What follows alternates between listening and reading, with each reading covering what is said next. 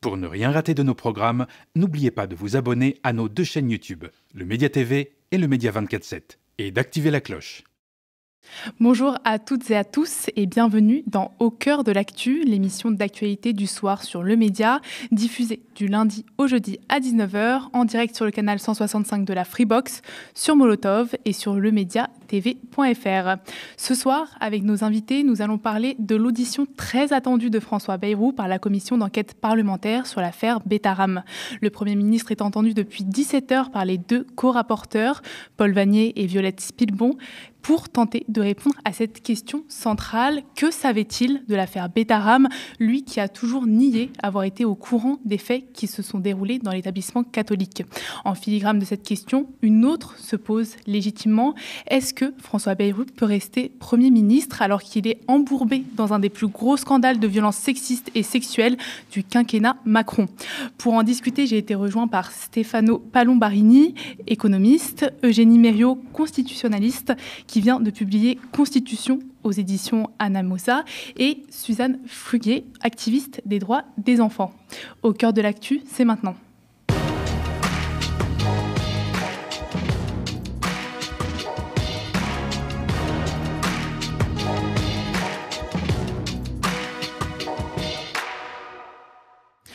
Bonsoir Stefano, Eugénie et Suzanne, merci d'être sur ce plateau. Avant de vous donner la parole, je suis en direct avec nos reporters Sarah Dieu et Lisa Noyal, qui se trouvent actuellement au rassemblement organisé par plusieurs collectifs féministes devant l'Assemblée nationale en marge de l'audition de François Bayrou. Ce que les organisations demandent, c'est simple, la démission du Premier ministre, à qui est reproché son silence et son inaction. Lisa, vous avez pu parler à ces collectifs et à plusieurs manifestants. Qu'est-ce qu'ils vous ont dit? Là, en fait, les prises de parole qui continuent pour le moment. Donc, c'est plusieurs collectifs, tu l'as dit, féministes ou infantistes. On a la Civise, on a Nous Toutes, on a quelques syndicats ou politiques qui sont venus aussi. Voilà, les prises de parole s'enchaînent. Donc, il y a pas mal d'émotions et de colère vu la situation actuelle. On a un slogan qui revient, c'est évidemment celui de Bayrou démission. Voilà, les prises de parole donc demandent en premier lieu la démission du Premier ministre. Pour eux, donc Betharam, il était au courant, il s'est tu, il y a une impunité et c'est impossible de garder ce Premier ministre en place. Il y a aussi une forte colère, notamment parce que hier soir, on a vu donc Emmanuel Macron sur TF1 qui a renforcé, qui a dit qu'il était toujours, qu'il apportait son soutien à Monsieur Bayrou, mais il n'a pas du tout apporté de soutien envers les enfants qui ont été potentiellement agressés, envers la situation à Betharam. Voilà, les collectifs ont aussi voulu mentionner leur solidarité et leur soutien à toutes les personnes qui ont subi des violences dans leur enfance et qui en subissent encore aujourd'hui.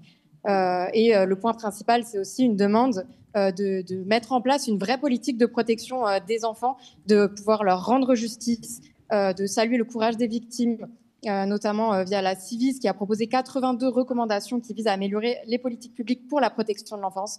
Il y a une attente à ce niveau-là de mettre en place ces recommandations. En attendant, on perçoit aussi une inquiétude envers les coupes budgétaires, la loi qui criminalise la justice des mineurs. Donc il y a un mélange de plusieurs revendications, mais le mot d'ordre, comme tu l'as dit, c'est l'envie aussi de ces collectifs, c'est à faire, c'est aussi tout un système qui est dénoncé derrière ça et un besoin de... Alors, Lisa, on t'entend assez mal, on va revenir avec les invités, mais on a compris l'idée principale derrière ce rassemblement qui est une mobilisation contre François Bayrou et une demande de sa démission. Pour rebondir un peu sur ce duplex, je vous lance cette question à tous les trois. Cette mobilisation des collectifs est-elle importante dans ce moment qu'on vit pour la lutte contre la violence dans les établissements privés? Suzanne, par exemple. Bien sûr. Moi, je fais partie justement d'un collectif de survivantes et de survivants d'inceste et de victimes sexuelles dans l'enfance, Move Enfant, et aussi de soutien Civis 1 qui est actuellement au rassemblement. Voilà, En fait, ça fait des années qu'on en parle. Il y a eu je ne sais combien de rapports qui ont été remis. Le rapport de la SIAZ sur les abus sexuels au sein de l'Église en 2021. Le rapport de la Civise en 2023. En France, en fait, on a tous les outils pour véritablement lutter contre les violences sexuelles faites aux enfants et les violences faites aux enfants de manière large. Et il ne se passe rien. C'est une absence de volonté politique. Il faut dire les choses telles qu'elles sont. Donc, pour nous, aujourd'hui, c'est pas que l'affaire Bayrou. Très clairement, c'est pas ça. Ce qu'on dénonce, c'est face à des violences qui sont aussi massives, systémiques, et même on pourrait même aller plus loin, et on doit aller plus loin. On peut parler de crimes contre l'humanité, clairement. Il n'y a rien. C'est-à-dire qu'il n'y a rien, il n'y a pas de politique publique d'envergure. Et pire que ça, et on le voit à travers l'affaire Betaram, où on a plus de 200 plaintes. Là, on parle que des plaintes. Donc, on sait très bien qu'il y a beaucoup plus de victimes. On sait que dans les établissements privés sous contrat, qui sont à 96% catholiques, là aussi, c'est documenté. Il y a eu un rapport qui a été remis il n'y a pas très longtemps qui en parle. C'est 108 000 enfants qui sont agressés sexuellement dans ce type d'établissement. Voilà, et il ne se passe rien. Et 108 000 enfants sur 70 ans au sein d'établissements privés sous contrat catholiques, ça représente 4 enfants par jour. Enfin, faut quand même se dire, c'est scandaleux, voilà, vraiment c'est scandaleux. Et là, moi, j'ai écouté le début de l'audition de Monsieur Bayrou, ça m'a sidéré. Mais vraiment, ça m'a sidéré. C'est-à-dire qu'on continue, il faut dire les choses comme elles sont, il ne faut pas avoir de langue de bois, on continue de mentir. Et quand on continue de mentir, qu'est-ce qui se passe? On continue d'insulter les victimes, parce que c'est comme ça que nous, on le reçoit. C'est comme ça que les victimes de Betaram le ressentent. Nous, on est en lien avec des victimes de Betaram depuis le début. Enfin, faut imaginer en fait quand c'est à l'échelle nationale où en gros circuler je n'étais pas au courant alors que faut dire les choses, il ment, on le sait. On va revenir plus tard sur l'audition de François Bayrou. Avant ça, petit tour de table. Stéphano, qu'est-ce que vous pensez vous de la mobilisation de ces collectifs et de leur importance? Évidemment, elle est importante. Disons que c'est l'un des signaux. En tant que tel, le thème, évidemment, est super important. Mais disons, ça participe à donner l'image d'une crise démocratique très profonde. Je veux dire, quand il y a des pouvoirs publics qui ne répondent même pas à des questions de ce type, des violences sur les enfants, on est vraiment sur des questions qui appellent une réponse rapide, déterminée, claire, etc. On a des pouvoirs publics, un pouvoir politique qui se cache, qui ment à répétition et qui se dérobe.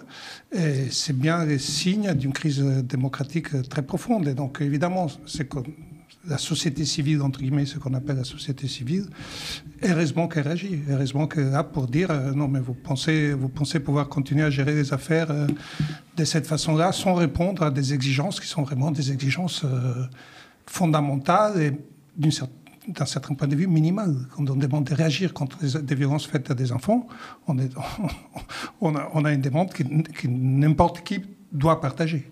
Voilà. Et il ne répond pas à une demande aussi basique. Eugénie, une brève réaction? Alors, je suis constitutionnaliste, donc je vais parler des sujets qui, moi, sont de mon domaine d'expertise.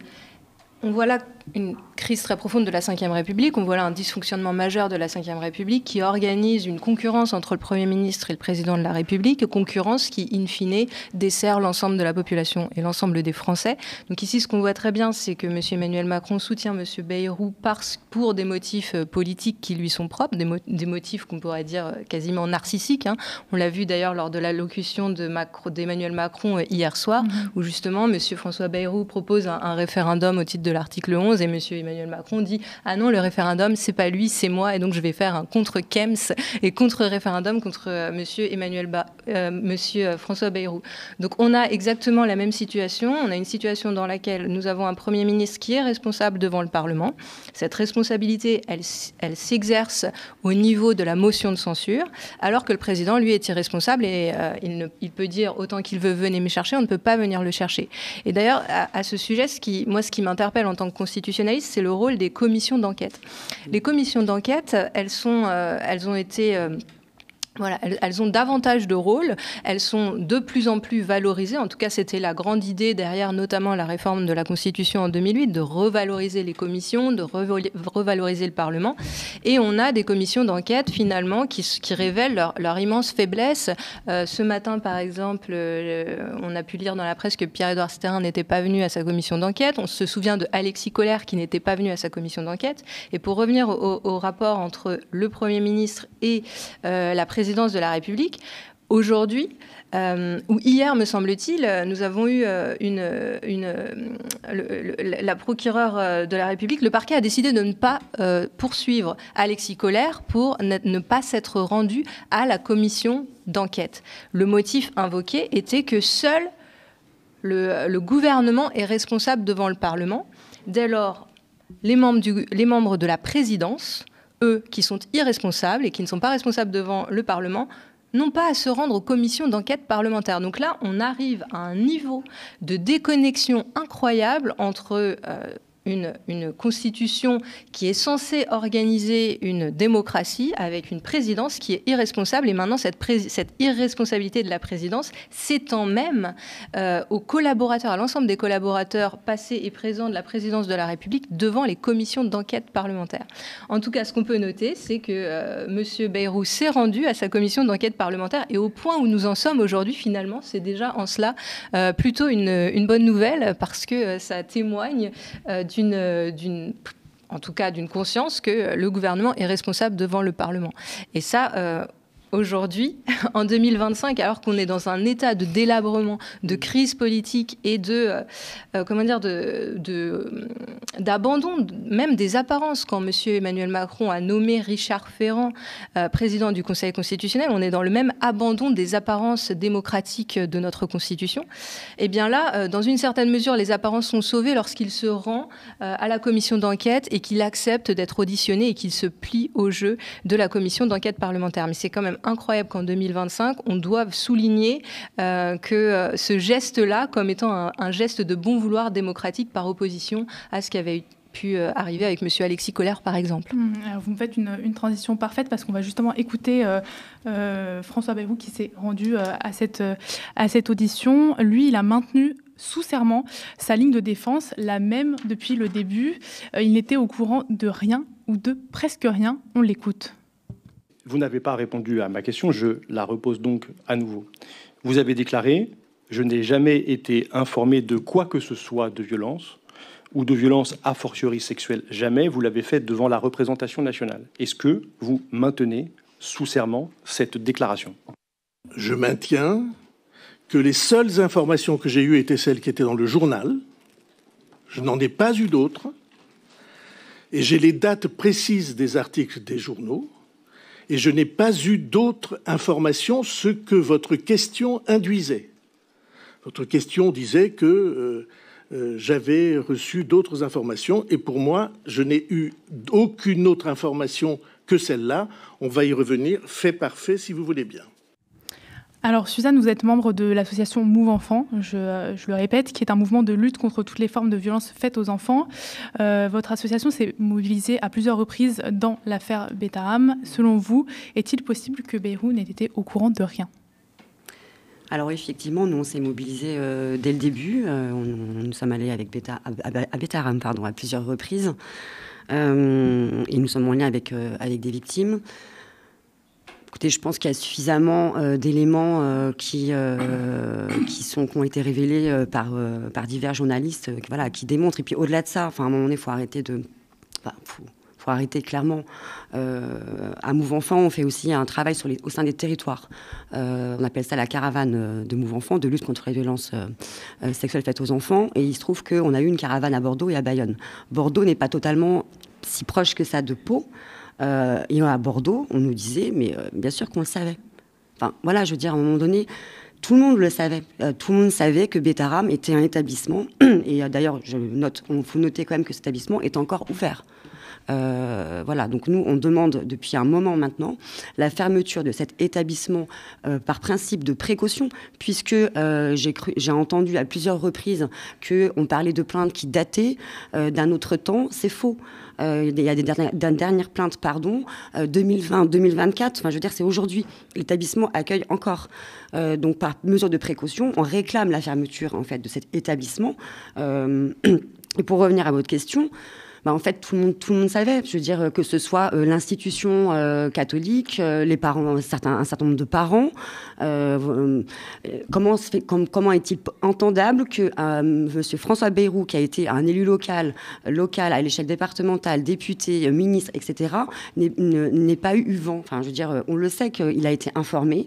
Et même s'il n'avait pas peut-être été informé de l'ampleur, certes, des violences, à partir du moment où il a quand même été porté à sa connaissance qu'un enfant a eu un tympan plus que percé, enfin explosé, il a perdu 40% de son audition. Enfin, ça devrait faire réagir. Enfin, je veux dire, on n'est pas là dans juste une gifle où, semblerait-il, à une époque, c'était entendable et qu'aujourd'hui, ça ne l'est plus. Oui, c'est son argument, voilà, de dire qu'il avait été au courant d'une gifle. C'est pas acceptable. Nous, ce qu'on demande, c'est d'avoir des politiques qui soient à la hauteur. Voilà, on demande, les victimes demandent la vérité et de la justice. Et on est tout sauf là-dedans. Ça fait des mois que ça dure. Il y a d'autres établissements partout en France. La vraie question, c'est combien de bêta-rames ? Voilà, ça fait tache d'huile, enfin. Mais voilà, il y a le village d'enfants de Riaumont, il y a plein d'autres endroits où on essaye aussi de se rendre. Mais voilà, combien de bêta-rames ? Et en face, il n'y a pas de réponse politique, il y a même du mensonge. Donc, quand il y a du mensonge, qu'est-ce que ça veut dire ? On peut se poser des questions, on peut se dire, ça protège...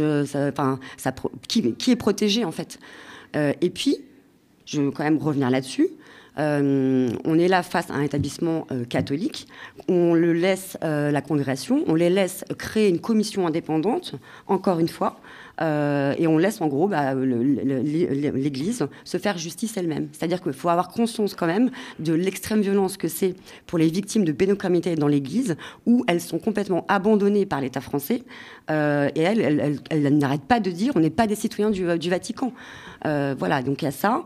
Et puis il y a un autre aspect qui est aussi extrêmement... D'ailleurs, juste un point important. Il y a eu une résolution de l'ONU en novembre 2020 qui s'est positionnée justement en disant que l'Église ne pouvait pas être juge et partie, se faire justice elle-même. La France n'a jamais répondu.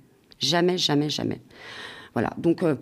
Voilà, moi, tout ça, c'est absolument intolérable. Et on demande que nos responsables politiques soient à la hauteur, vraiment, de ces crimes contre l'humanité et qu'on demande une politique publique de lutte contre la pédocriminalité et voilà, qu'il y ait aussi une justice qui soit à la hauteur.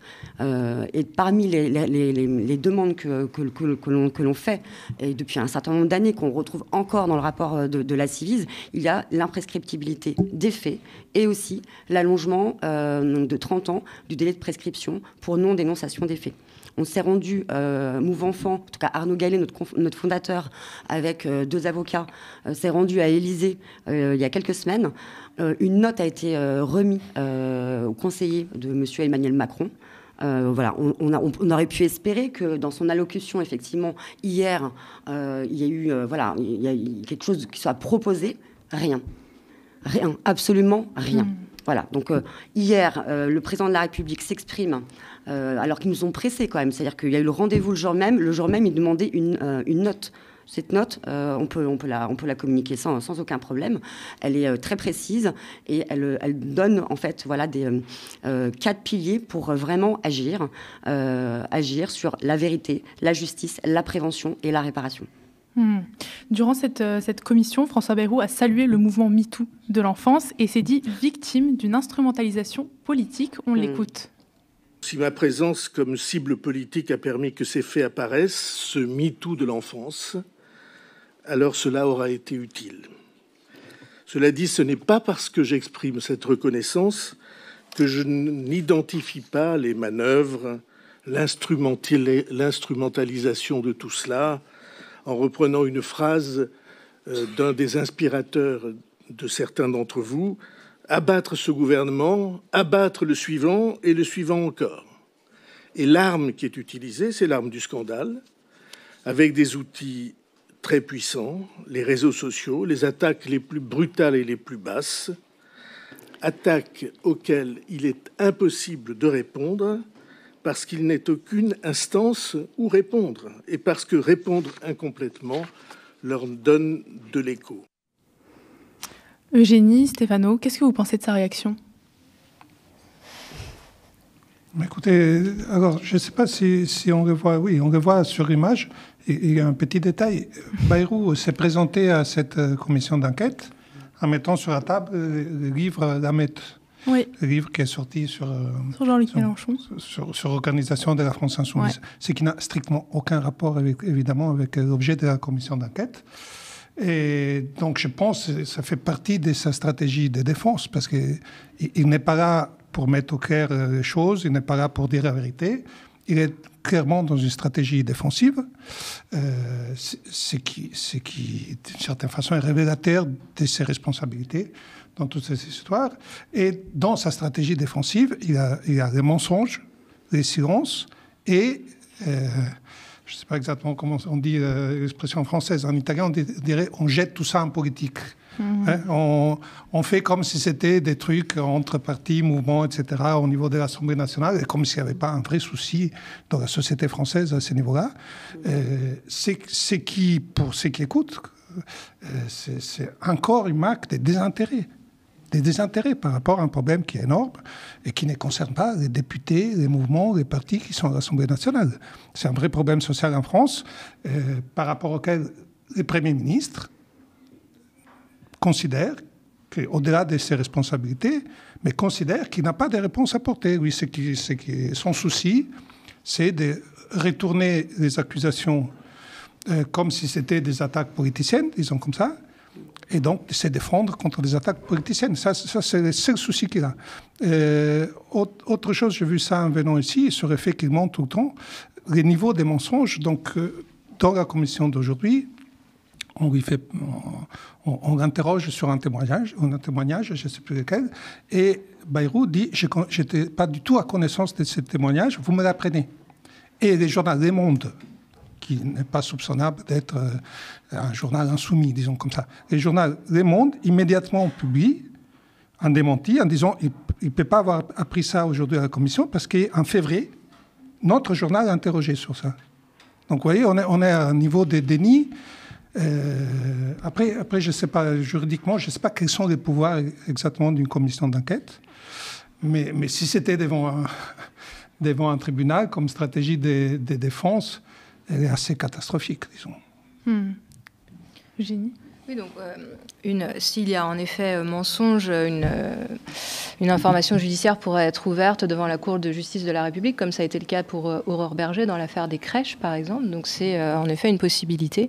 Le mensonge est interdit devant les commissions d'enquête. Donc affaire à suivre. Et prête serment. Et prête serment. Qu'est-ce qu'il risque exactement si on arrive à prouver qu'il ment ? Alors, une peine d'emprisonnement. Ensuite, c'est à la justice de trancher. Ok.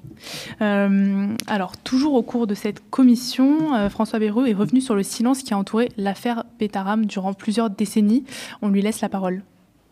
Vous m'avez demandé, est-ce que vous étiez prêt à répondre à cette question ? Non, je n'étais pas prêt du tout.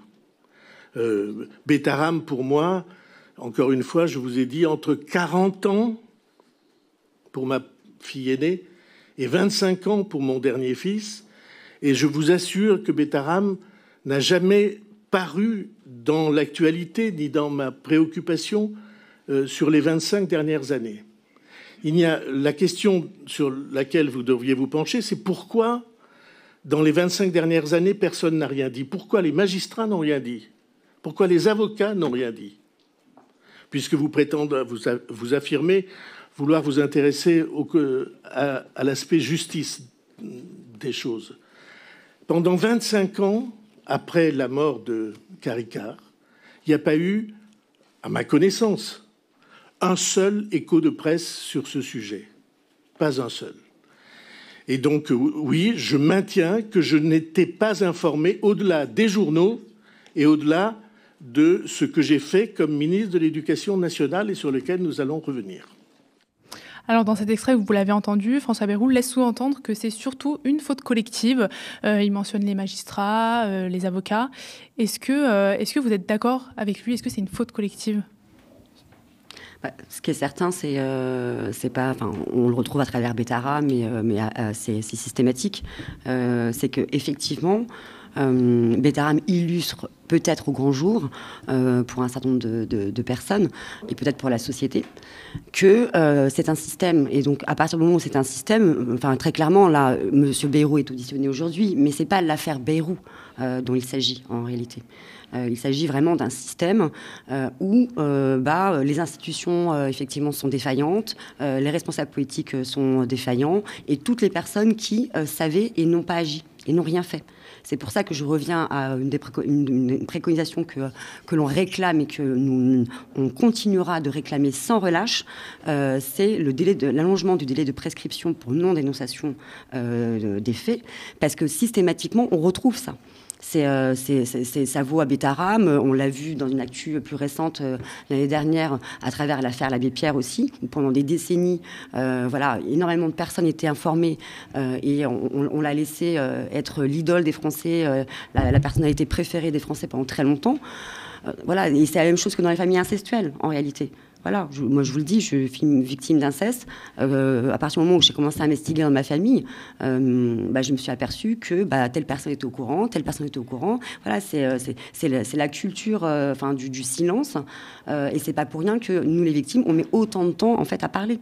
C'est pas pour rien. Et d'ailleurs, c'est aussi pour ça qu'on demande l'imprescriptibilité, effectivement, des violences sexuelles sur mineurs. J'aimerais qu'on parle maintenant d'un soutien indéfectible du Premier ministre Emmanuel Macron. Hier, il était l'invité de TF1. Il a répondu à plusieurs questions sur l'actualité française et internationale. Ça a été l'occasion pour le chef de l'État de réaffirmer sa confiance. On écoute. Est-ce qu'aujourd'hui, François Bayrou garde toute votre confiance? Oui, d'abord, moi je veux avoir un mot pour les victimes, pour ces enfants devenus adultes qu'on a vus bouleversants parler de ce qu'ils avaient vécu. Et d'ailleurs, ce qu'a dit la fille même de Premier ministre est bouleversant. Donc je pense à ces victimes, je sais qu'il les a vues et qu'il a lui-même été bouleversé. Ensuite, François Bayrou, quand il était ministre, il s'est battu contre les violences faites aux enfants. Il a pris, je crois, l'une des premières circulaires. Et il a accompagné le travail qu'on a mené ces dernières années. Je pense en particulier à la commission qui a fait un travail remarquable pour écouter toutes les victimes de violences et mieux protéger nos enfants, à l'école d'ailleurs, ou dans les milieux familiaux. Il vous a tout dit de ce qu'il savait sur Bettara. En tout cas, on en a beaucoup parlé. Et je sais que demain, moi j'ai confiance en lui, et demain je sais qu'il répondra à toutes les questions qui lui seront posées. Et oui, et je sais qui il est. Parce que sur sa connaissance des faits, il a changé d'avis au moins une fois. Je voulais savoir si sa version auprès de vous avait également évolué. Il parlera de tous ces détails demain avec la commission, mais le Premier ministre est un homme que je connais depuis de nombreuses années. Je sais qui il est. Eugénie Stéphano, qu'est-ce que vous pensez de cette réponse d'Emmanuel Macron? Est-ce qu'on peut parler de confiance aveugle à ce niveau-là? Une réaction, Eugénie? Alors, comme je l'ai dit tout à l'heure, c'est évidemment, à mon sens, extrêmement hypocrite de la part de M. Emmanuel Macron. Le Premier ministre, c'est le fusible, c'est-à-dire c'est celui qui le protège, c'est le paratonnerre du président de la République. Donc il a tout intérêt à le soutenir dans la situation actuelle jusqu'à ce qu'il puisse à nouveau dissoudre l'Assemblée nationale. Et c'est aussi, donc au niveau de la psychologie qui se dégage de la Ve République, c'est aussi toujours pour le président de la République meilleur d'avoir un Premier ministre détesté avec énormément de casseroles que le contraire, parce que ça lui permet justement, par comparaison, de s'élever un petit peu comme un roi s'élève au-dessus de ses ministres. Donc il y a toute une ambivalence évidemment du rapport entre le président de la République et le Premier ministre. Il a tout intérêt à faire semblant de le soutenir tout en étant par ailleurs probablement dans la pratique quotidienne du pouvoir en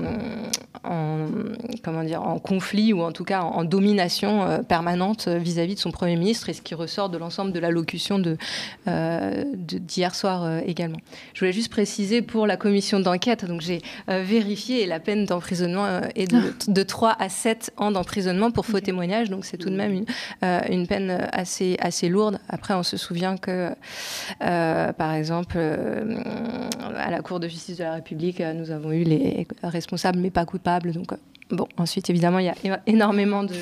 Entre la peine qui peut être prononcée et ensuite l'effectivité de la sanction pénale, évidemment, une grande différence lorsqu'il s'agit de politique. Mais en tout cas, voilà, la peine est exemplaire, potentiellement. Merci pour ce fact-checking en direct. Stéphano, qu'est-ce que vous pensez, vous, de ce soutien indéfectible de Macron à Bayrou ? Moi, je trouve ça plutôt étonnant, à vrai dire.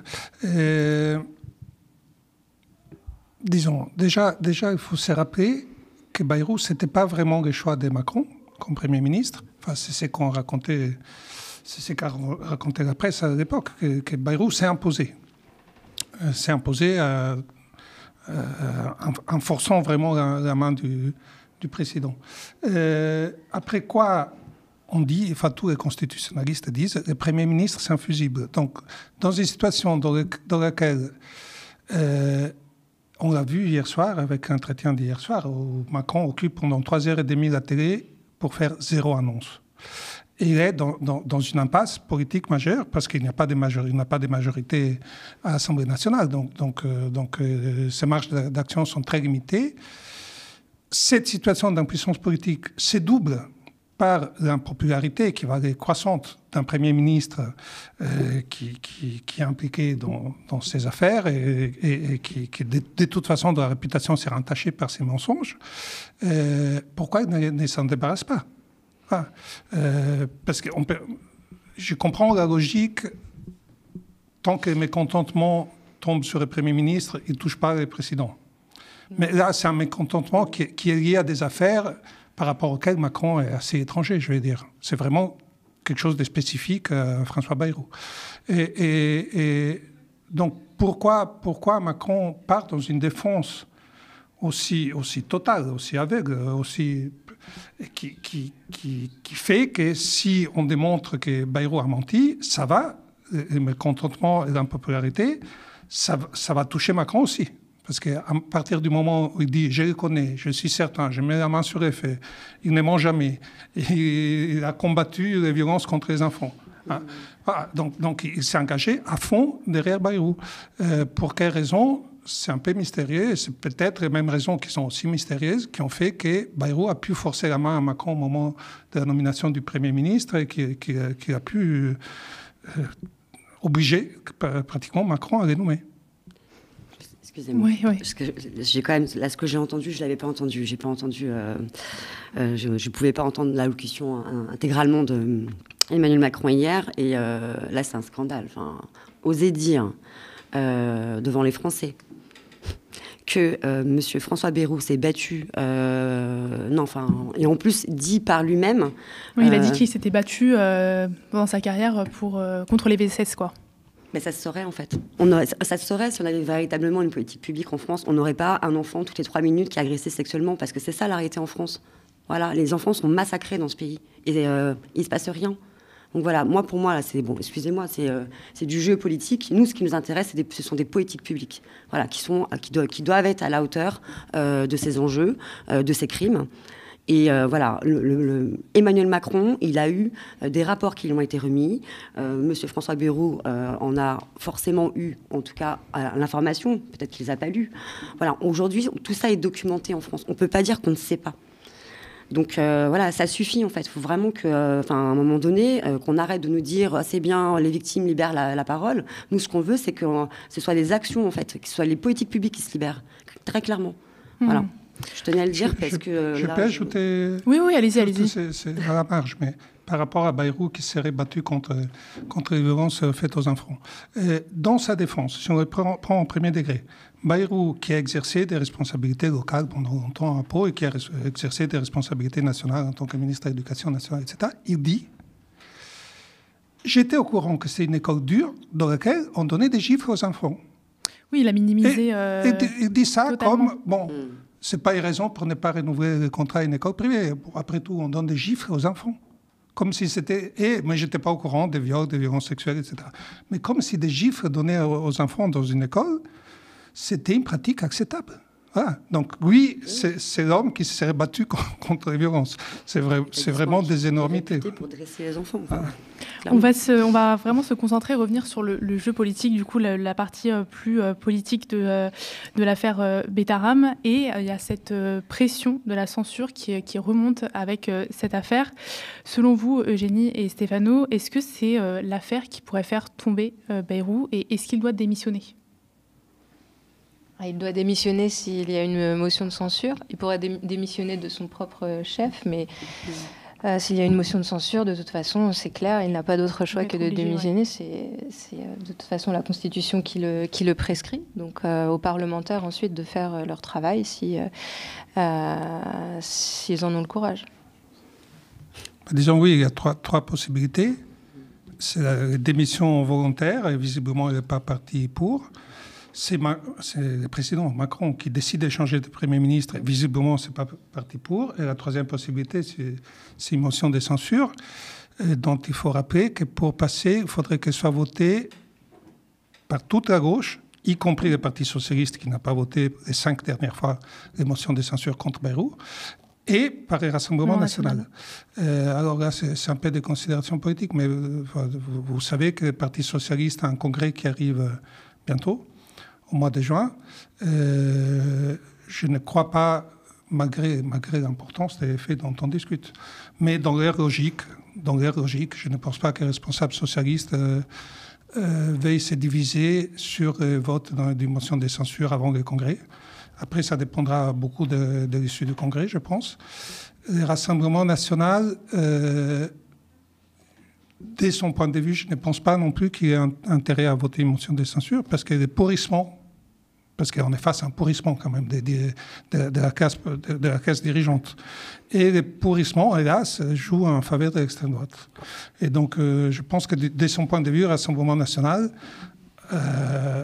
vise laisser les choses pourrir le plus possible pour qu'il y ait une réaction de rejet de l'ensemble de la classe politique.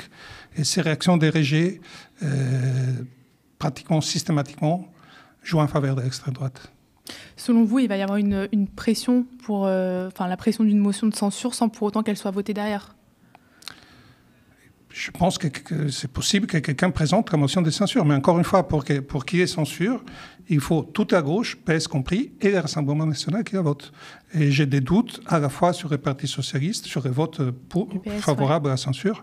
Du PS, au moins, tant qu'il n'y a pas eu de congrès et que la ligne du PS ne s'est pas un peu mise au clair.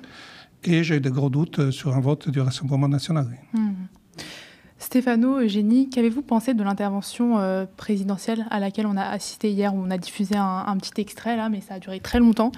Donc vous, quelle est votre opinion sur l'allocution d'Emmanuel Macron ? Alors, il y a beaucoup de choses à dire. Déjà, premièrement, il y a énormément de sujets qui n'ont pas été abordés. Donc, le format a été pensé pour faire briller M. Emmanuel Macron, comme ça avait été le cas lors du grand débat. Donc, il a réponse à tout.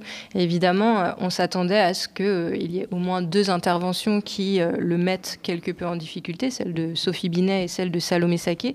Moi, ce que j'ai noté, c'est que finalement, on pouvait être déçu par rapport au travail qui a été fait à ce niveau-là, parce qu'on a toute une série de sujets, les sujets les plus importants qui n'ont pas du tout été abordés par ces 2 intervenantes dont on aurait pu espérer quelque chose, et puis évidemment pas non plus par les autres. C'est notamment le recul des libertés publiques qui est vraiment au centre de ce à quoi nous sommes en train d'assister de manière extrêmement préoccupante en France, avec justement les dissolutions, les interdictions de manifestations, la criminalisation des mouvements sociaux, qui n'a pas du tout été abordée. Et d'ailleurs, Emmanuel Macron, dans une certaine mesure, a répondu à cette question-là à Sophie Binet en disant, donc lorsqu'elle parlait de la réforme des retraites, il a eu ce mot en disant mais c'était constitutionnel, donc tous les moyens que nous avons utilisés pour faire adopter cette réforme des retraites étaient constitutionnels, et donc c'est constitutionnel et donc c'est démocratique.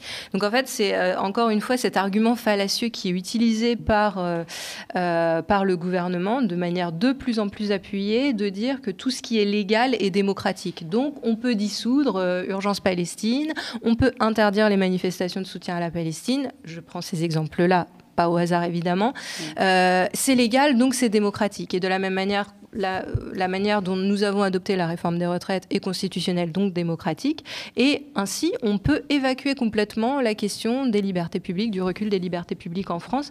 Et je trouve que l'argument n'a pas été suffisamment dénoncé sur le moment même. Bon, je comprends évidemment que ça peut être difficile. Emmanuel Macron ment quand il dit « on a voté sur les retraites ». Il n'y a pas eu de vote sur les retraites. Article 24 de la Constitution, le Parlement vote la loi. Ici, il n'y a pas eu de vote. Il y a eu un vote sur une motion de censure, mais pas de vote sur la loi retraite.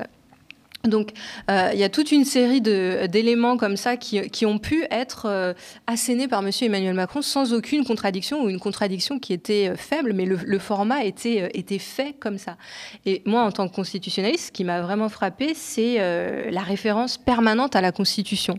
Donc, non seulement pour dire que tout est démocratique parce que c'est dans la Constitution, que tout est démocratique parce que c'est légal, mais aussi de dire « je suis le garant de la Constitution ». Je suis le garant de la Constitution. Alors, dans les textes, article 5, en effet, le président de la République veille au respect de la Constitution, mais en fait, ici, il se prévaut de cette compétence pour avoir le dernier mot sur tout, et l'ensemble des mécanismes qui sont dénoncés peuvent ensuite être retournés par, ou en tout cas c'est l'argument utilisé par Emmanuel Macron en disant « c'est moi le garant de la Constitution ». Mais il faut rappeler que il est en effet interprète authentique, et donc là c'est vraiment un problème en droit constitutionnel, c'est que celui qui interprète la Constitution est aussi son principal bénéficiaire, donc évidemment il l'interprète en sa faveur, mais que nous avons quand même un autre organe qui interprète la Constitution, qui est concurrent, qui est le Conseil constitutionnel. Mais étant donné que nous avons Richard Ferrand, désormais président du Conseil constitutionnel, en effet c'est plutôt une tautologie que de dire que je suis moi le président, le garant de la Constitution, et je suis son seul interprète, puisque même l'autorité concurrente qui interprète la Constitution a été nommée par moi et procède dans une certaine mesure de moi. Donc ça m'a vraiment marqué. Et puis peut-être, si je peux continuer, le deuxième élément qui m'a vraiment marqué, c'est la question du référendum, évidemment. Et je pense que ça c'était vraiment au cœur de ce dont on a parlé.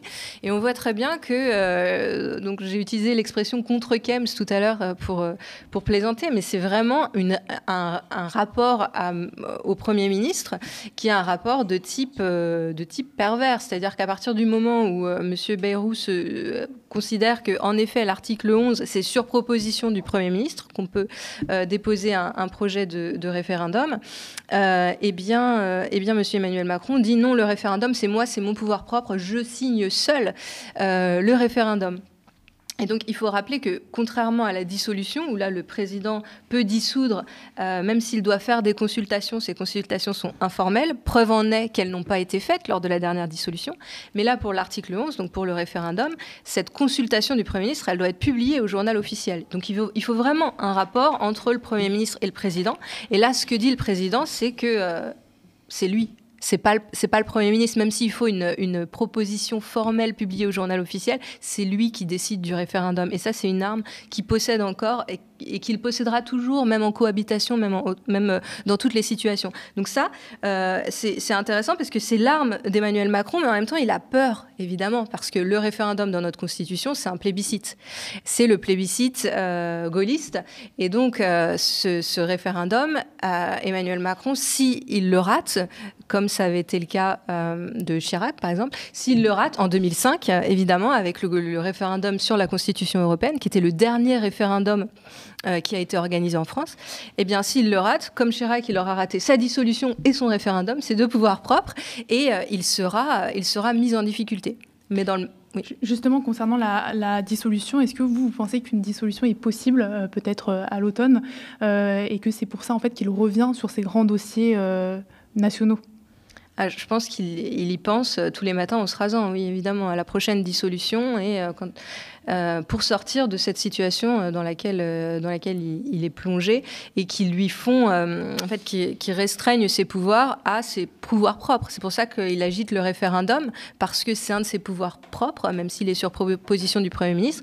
Mais en même temps, il a tellement peur de l'utiliser que ça fait depuis ses vœux de 2024 qu'il agite le spectre du référendum. D'ailleurs, il agite le spectre de l'article 16 aussi, qui est un de ses autres pouvoirs, pouvoir propre, mais sans l'utiliser parce qu'il sait qu'il se confronte à potentiellement un rejet massif. Souvenons-nous des Gilets jaunes, c'est quand même une détestation d'Emmanuel Macron qui va bien au-delà, je pense, de la détestation pour M. Bayrou, qui s'exprime dans notre pays et qui s'exprimerait à travers un référendum.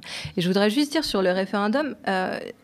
on a tendance à croire qu'on se dirige en France vers davantage de démocratie directe, que ça a été le cas en 2008. On a révisé la Constitution pour introduire le RIP, le référendum d'initiative partagée, qui là n'est pas un plébiscite a priori. Mais en réalité, ce qui s'est passé en 2008, c'est aussi qu'on a restreint le référendum. Pourquoi, savez-vous ? Pourquoi ? Pour les questions européennes. Parce qu'en 2005, le référendum qui a été rejeté par les Français et qui reste dans la tête de tout un chacun, y compris d'Emmanuel Macron, a créé un traumatisme vis-à-vis du référendum. Et en 2008, alors qu'avant, il fallait un référendum pour tout élargissement de l'Union européenne, ça a été supprimé. Donc en fait, on se dirige vers, en tout cas, cette révision constitutionnelle de 2008 qui a inclus davantage de référendums avec le RIP, a aussi supprimé le référendum obligatoire. Donc il y a une peur incroyable en France du référendum, mais parce qu'il y a une peur du peuple, mais en même temps, il y a l'amour du plébiscite. Donc c'est vraiment cette ambivalence. J'aimerais juste poser une question à Stéphano pour rebondir sur cette question de la dissolution à l'automne. Est-ce que vous, c'est quelque chose que vous projetez ou pas du tout ? Et ensuite, je vous donne la parole, Suzanne. Donc, juste un mot sur la question du référendum, parce que moi, j'ai suivi les débats, l'intervention de Macron hier, et j'ai trouvé ça assez paradoxal. Normalement, dans la logique ordinaire, il y a une question structurante, importante, qu'on veut légitimer au-delà d'un vote de l'Assemblée nationale, ou sur lequel l'Assemblée nationale n'arrive pas à se déterminer, à avoir une majorité, etc. On a recours à un référendum. Alors que, tel que j'ai compris, là, c'est pas on a une question importante, donc on va faire un référendum. Là, c'est on a envie de faire des référendums. Les questions, on les trouvera. C'est ce qui me paraît une façon d'aborder. Oui, c'est légal, donc c'est démocratique. L'immigration. Mais il a dit pour des questions, j'y penserai. Mais il a envie de faire des référendums. Ça me paraît assez paradoxal comme approche. Et sur la dissolution, tout indique que Macron aurait à perdre d'un éventuel nouveau vote. C'est-à-dire que les résultats, si on regarde les sondages, pour les blocs macronistes, seraient pires de celui qu'il y a eu l'année dernière. Maintenant, l'année dernière, on savait aussi qu'une dissolution n'aurait pas été favorable au bloc macroniste, et Macron a décidé quand même, et ce qui a coûté une baisse sensible du nombre des députés.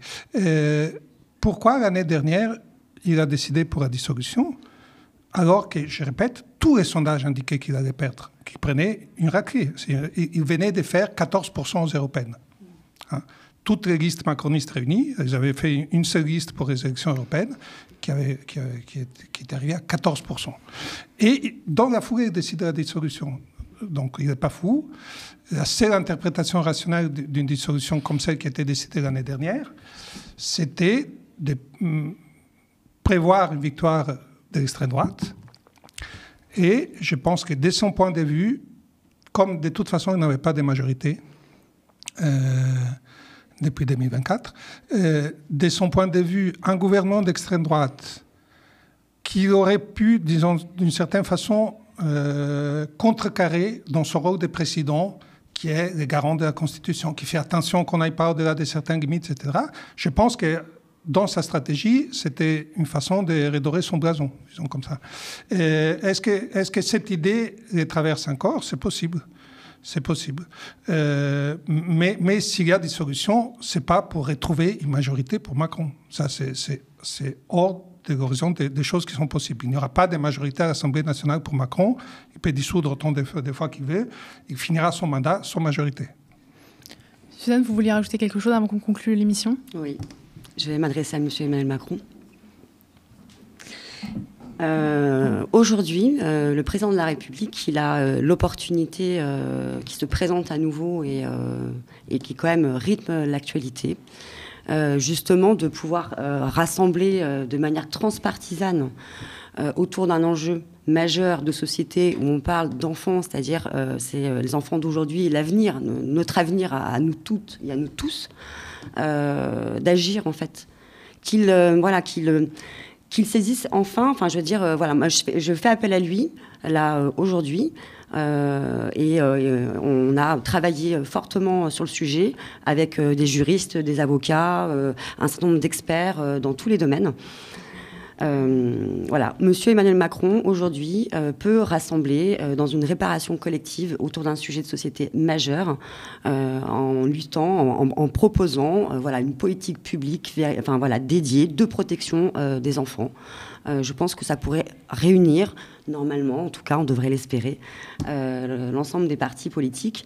Et voilà, ça pourrait, en tout cas, lui permettre de répondre en plus à la promesse qu'il nous a faite. Quand je dis nous, c'est pas uniquement les victimes, c'est la promesse qu'il a faite aux enfants d'aujourd'hui et aux enfants de demain, et à la société entière, il y a plusieurs années, en disant qu'il nous avait écoutés, qu'il avait entendu. Et c'est ensuite qu'il a mis en place la commission indépendante sur l'inceste et les violences sexuelles, la Ciivise, qui ensuite a été complètement torpillée. C'est-à-dire qu'aujourd'hui, c'est une commission indépendante, c'est une coquille vide, littéralement. Voilà, donc... Et là, cette opportunité aujourd'hui, donc j'en appelle au président de la République. Et on espère qu'il entendra cet appel. Alors, merci Suzanne, Stéphano et Eugénie. Et merci d'avoir regardé Au cœur de l'actu sur votre Freebox, sur Molotov, sur notre chaîne YouTube Le Média 24/7 et sur lemediatv.fr. N'hésitez pas à nous laisser un commentaire si vous nous regardez sur YouTube ou bien à nous envoyer par mail à contact@lemediatv.fr si vous nous avez regardé à la télévision. Si vous en avez les moyens, soutenez-nous, soutenez notre travail, le journalisme indépendant des pouvoirs politiques et de l'argent en allant sur lemediatv.fr/soutien. Restez connectés aux médias.